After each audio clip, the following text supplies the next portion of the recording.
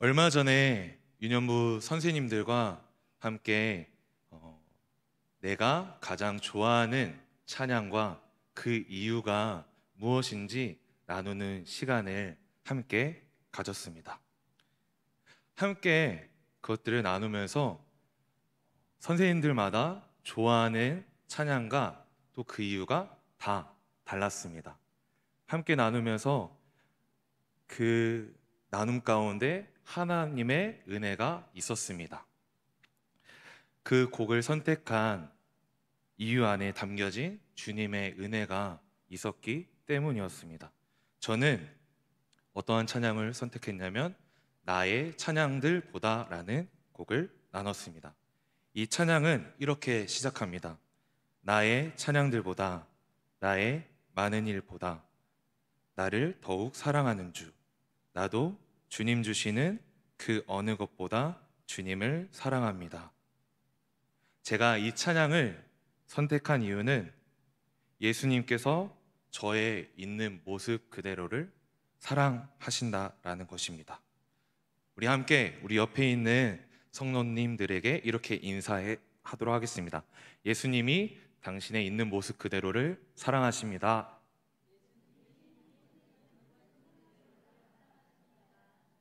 아멘. 아멘. 네.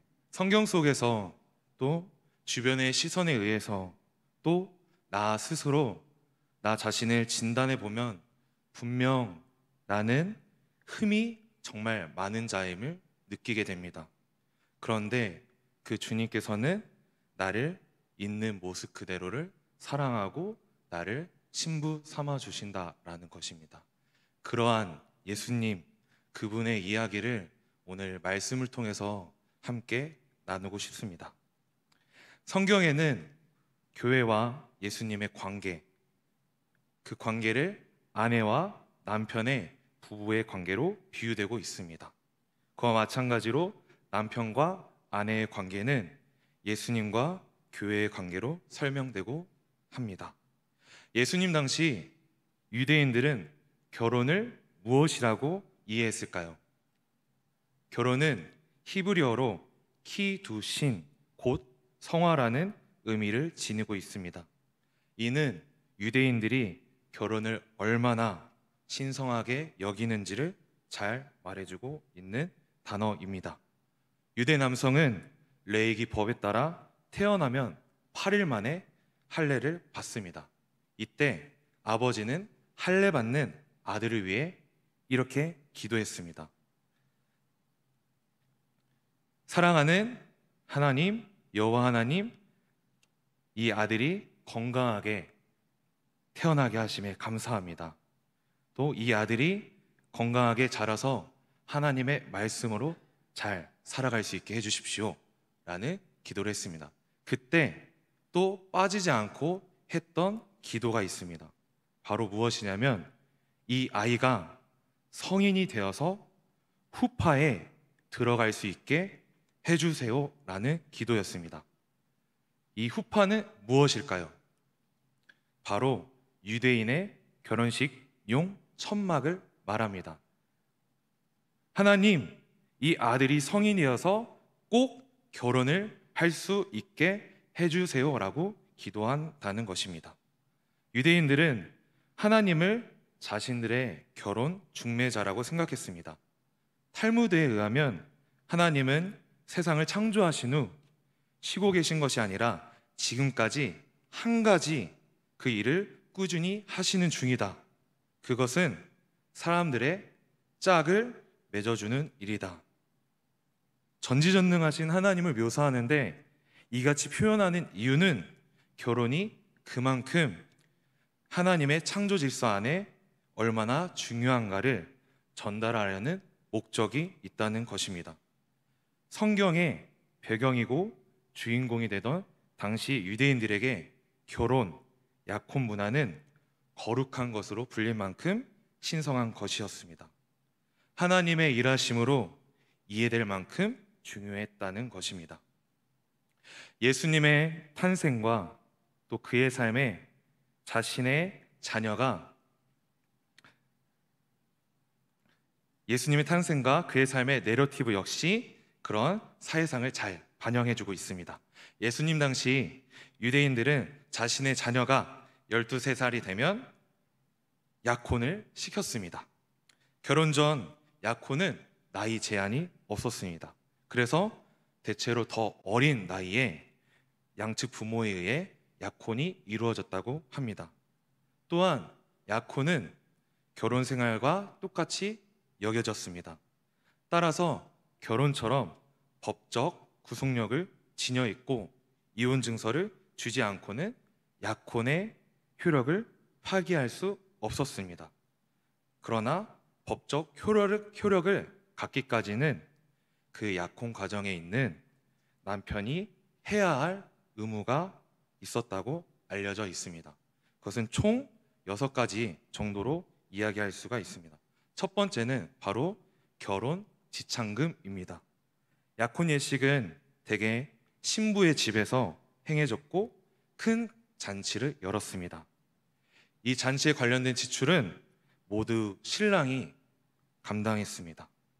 남자는 여자의 집을 찾아가 여자 부모에게 상당한 액수의 돈을 지불해야 했습니다. 신랑은 신부 될 사람을 얻기 위해서 반드시 대가를 지불해야 했습니다. 두 번째는 포도주 서약입니다. 지창금을 신부 측 부모에게 전달한 뒤에 남자는 포도주를 가지고 여인과 함께 여인의 방으로 들어갑니다. 여인의 방으로 들어가서 이 포도주를 주면서 남편은 여자에게 이렇게 이야기합니다. 나는 당신을 나의 아내로 맡고 싶소. 이 포도주를 당신에게 따라줌으로 나는 당신을 위해 나의 생명을 바칠 것을 다짐하오. 당신도 이 잔을 받아 마심으로 나의 아내가 되어주기를 바라오. 여자가 남자의 잔을 받아 포도주를 마시면 결혼을 승낙하는 동의로 인정되어 약혼이 성사되었습니다.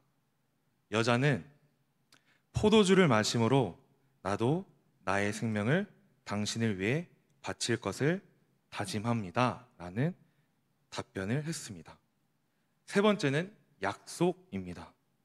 잔치와 포도주 서약을 마친 뒤 신랑은 신부에게 결혼생을 위한 모든 것을 준비하고 나면 데리러 오겠다라고 약속했습니다. 그것은 바로 신혼집에 대한 약속이었습니다. 내가 가서 당신을 위해 처소를 준비하고 당신에게로 다시 와서 당신을 나 있는 곳에 데리러 가 거기서 함께 살겠소 라고 이렇게 약속을 했습니다. 네 번째는 보증이 되는 선물입니다. 여자의 집을 나서기 전에 신랑은 약속과 함께 여인에게 선물을 전달했습니다. 그것은 청혼을 받아준 것에 대한 감사의 표시이기도 했고 떨어져 있는 동안에 자신을 기억해 달라는 보증의 선물의 의미였던 것입니다. 대개 약혼과 결혼 사이에는 1~2년 정도의 기간이 있었습니다. 여인이 곧장 신랑의 집으로 들어가는 것이 아니었습니다. 다섯 번째는 아버지의 권한입니다. 형제와 자매가 바로 결혼해서 한 몸을 이루지 않고 1~2년간 기다렸던 이유는 두 사람 사이의 순결함을 증명하기 위함이었습니다. 기다리는 시간 동안 신부는 혹은 다른 남자와 신랑은 혹은 다른 여자와 부적절한 관계를 하지 않았는지 또는 지금 그런 관계를 맺고 있는 것은 아닌지 기간을 두고 본인들의 순결과 의지를 증명해야 했습니다. 그러나 이 시간의 특징은 의심이 아니라 신뢰였습니다. 물론 두 사람은 끊임없이 불안과 지독한 의심에 맞서 서로에 대한 신뢰를 붙잡으며 힘겨운 싸움을 해 나갔을 것입니다. 바로 결혼 그 날까지 말입니다. 그런데 그 날을 아느니, 결혼식을 하는 그 날, 그들이 신랑과 신부가 기다리는 그 날은 신랑도 신부도 아닌 오직 신랑의 아버지만이 알 수 있었습니다. 신랑 측 아버지만이 결혼 날짜를 정할 수 있었습니다. 여섯 번째는 전달자로서의 친구입니다. 약혼은 모든 면에서 결혼과 똑같은 효력이 있습니다. 그런데 아직 미완성된 결혼이라고 이야기할 수 있습니다. 두 사람은 결혼식을 치르기 전까지 만나지 못하고 기다려야만 했습니다. 결혼식 전까지 신랑과 신부 사이의 연락은 바로 신랑의 친구를 통해서 이루어졌습니다. 사랑하는 성도 여러분, 이 약혼, 결혼 문화, 유대인의 이 약혼 문화를 통해서 우리는 오버랩되는 장면이 있을 거라고 생각이 듭니다. 그것은 첫 번째로는 바로 자신의 목숨을 지참금으로 오신 예수님이십니다. 로마서 3장 24절 말씀입니다. 우리 한 목소리로 함께 읽도록 하겠습니다. 시작. 그리스도 예수 안에 있는 성령으로 말미암아 하나님의 은혜로 값없이 의롭다 하심을 입은 자 되었느니라. 아멘. 뿐만 아니라, 이 말씀뿐만 아니라 로마서 8장 23절, 골로새서 1장 14절, 갈라디아서 3장 13절, 그리고 마가복음 10장 45절에 따르면 예수님은 본인의 목숨값으로 우리를 사셨다라고 말씀하십니다. 고린도전서 6장 19절 20절은 우리가 값으로 산 것이 되었다라고 명확하게 이야기하고 있습니다. 두 번째는 바로 성만찬소 포도주 서약입니다. 이것을 새 언약이라고 이야기할 수 있습니다. 예수님은 예루살렘에 입성하시면서 유월절을 지키기 위해서 다락방에 유하셨습니다. 그리고 그곳에서 주님의 제자들과 함께 포도주를 따라 주시면서 받아 마시라고 말씀하셨습니다. 그 피는 바로 새로운 언약의 피였습니다.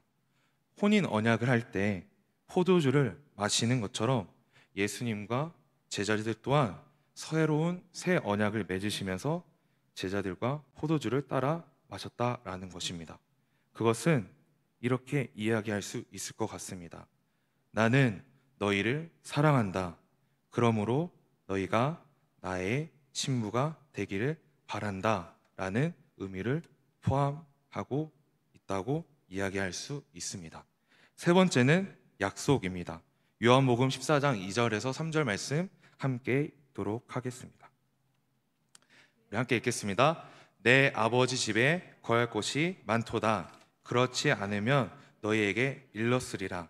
내가 너희를 위하여 거처를 예비하러 가노니 가서 너희를 위하여 거처를 예비하면 내가 다시 와서 너희를 내게로 영접하여 나 있는 곳에 너희도 있게 하리라. 아멘.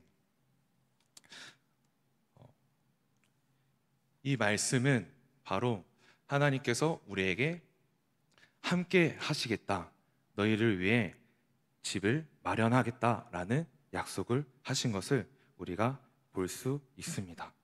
네 번째는 바로 보증으로 오신 선물 성령님입니다. 예수님께서는 요한복음 14장, 16장 세 장에 걸쳐서 성령 하나님에 관해 소개해주고 계십니다.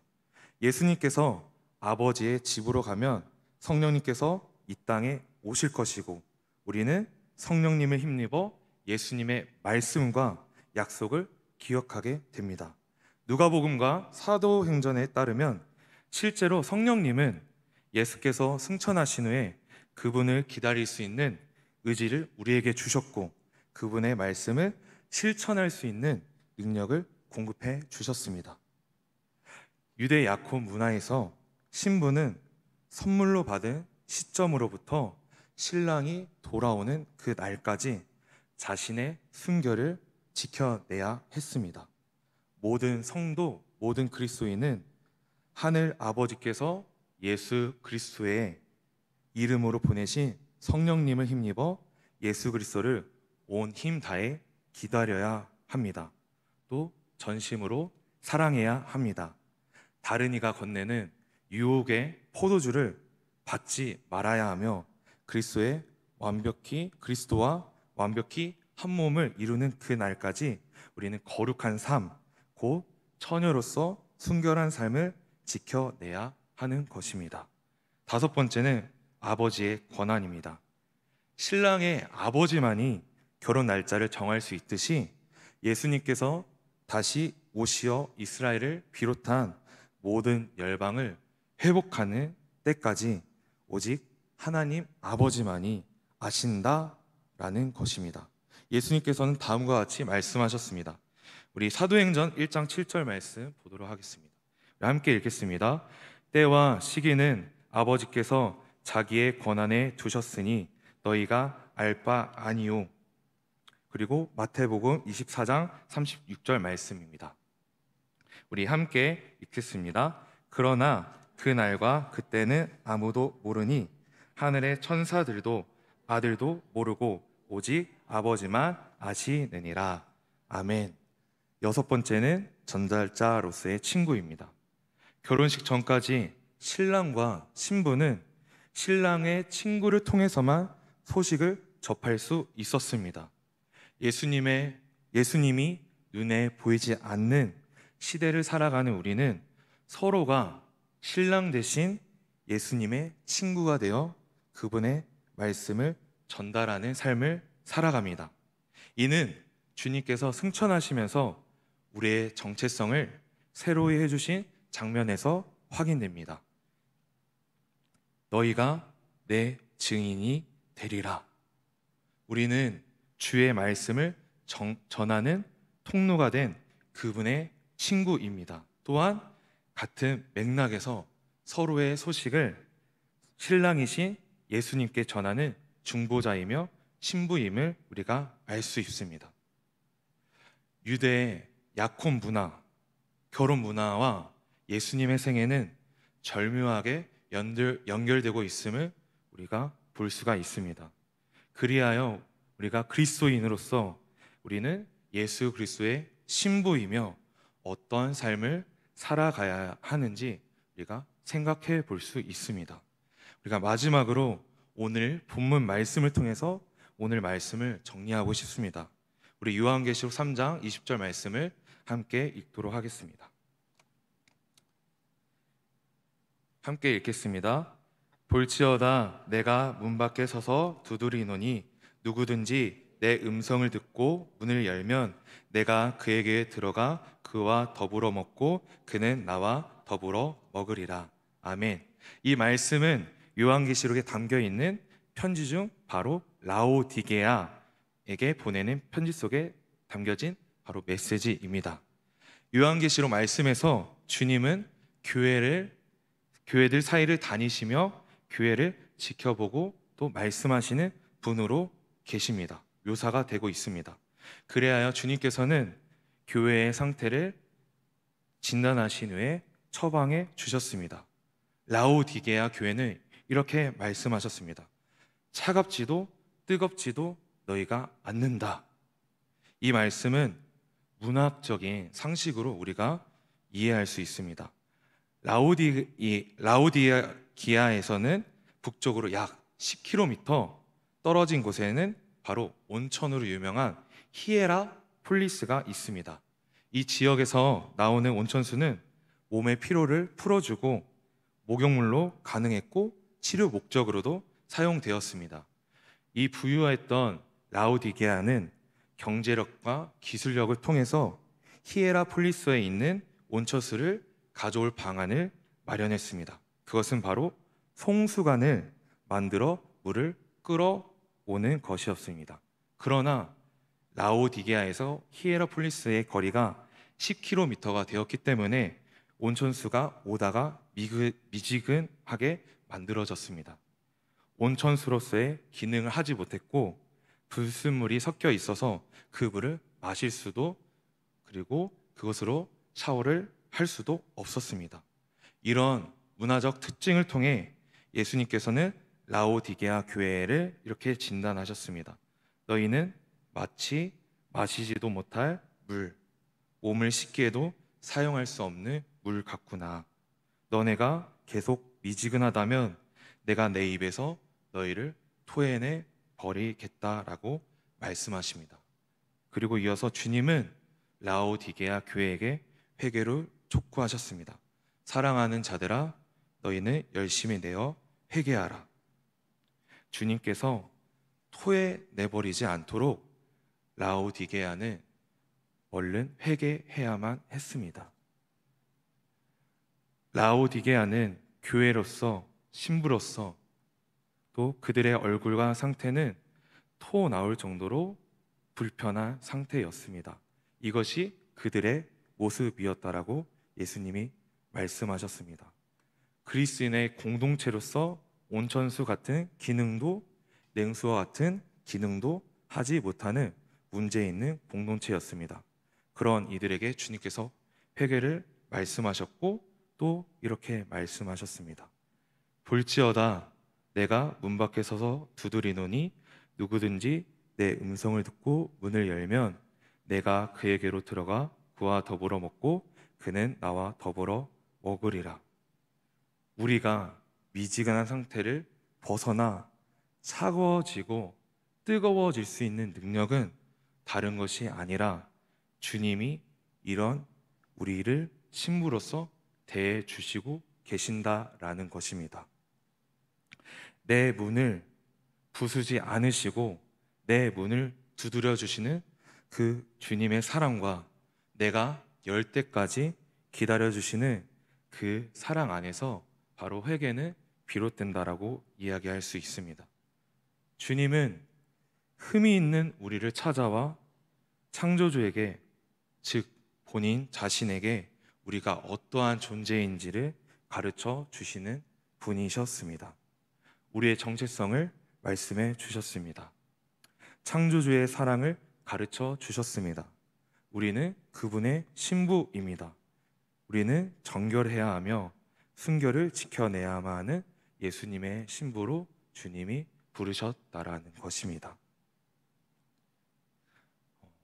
사랑하는 성도 여러분, 하나님이 우리에게 예수 그리스도를 이 땅에 보내셔서 또 그들의 예수님이 보이신 그 삶과 그때의 역사의 문화와 배경을 통해서 주님은 우리에게 말씀하십니다. 너는 내가 사랑하는 신부로 택했다라고 말씀하고 계십니다. 그 신부의 삶은 우리가 주님이 오시는 그날까지 정결해야 되고 거룩한 삶을 지켜내야 한다라고 말씀하고 계십니다. 근데 그 말씀을 지켜내기 위해서 우리에게 선물을 주셨는데 그 선물은 바로 성령님이시라는 것입니다. 그 성령님께서 우리가 그 말씀으로 하나님의 거룩한 신부로서 살아갈 수 있도록 돕고 인도한다라는 것입니다. 그런데 우리가 그렇게 살지 못할 때 하나님은 우리에게 회개라는 기회와 용서를 허락하신다라는 것입니다. 그래서 우리가 하나님 아버지 앞에 혹시라도 내가 미지근한 신앙, 내가 흠이 많고 내가 주님 앞에 설 수 없어 라고 이야기했을 때 하나님의 그 사랑과 우리에게 두드려 주시는 그 노크를 기억하시면서 우리가 주님의 거룩한 신부로 나아가는 우리 군산 동북교회 성도님들 우리 모두가 되었으면 좋겠습니다. 함께 기도하시겠습니다. 사랑하는 하나님 아버지 감사합니다. 하나님을 아버지라 고백할 수 있고 사랑합니다라고 고백할 수 있는 이유는 바로 우리를 있는 모습 그대로를 사랑하시는 또 우리를 위해 자신을 내어주신 바로 예수 그리스도 때문임을 고백합니다. 하나님 아버지, 우리를 하나님의 자녀로서 또 친구이자 신부로서 또 주님이 오시는 그날까지 믿음을 지키며 하나님의 나라를 이루는 삶을 살도록 우리를 불러주셔서 감사합니다. 우리가 이 삶을 포기하고 싶지 않습니다. 성령 하나님, 저희들을 인도하여 주시옵소서. 이번 한 주도 우리가 살아갈 때 우리를 신부로 부르신 그 우리 신랑 되신 예수님을 기억하며 그분이 우리와 함께 하심을 기억하며 우리가 승리하는 삶을 살아가도록 인도하여 주시옵소서. 사랑합니다. 감사합니다. 예수님의 이름으로 기도합니다. 아멘.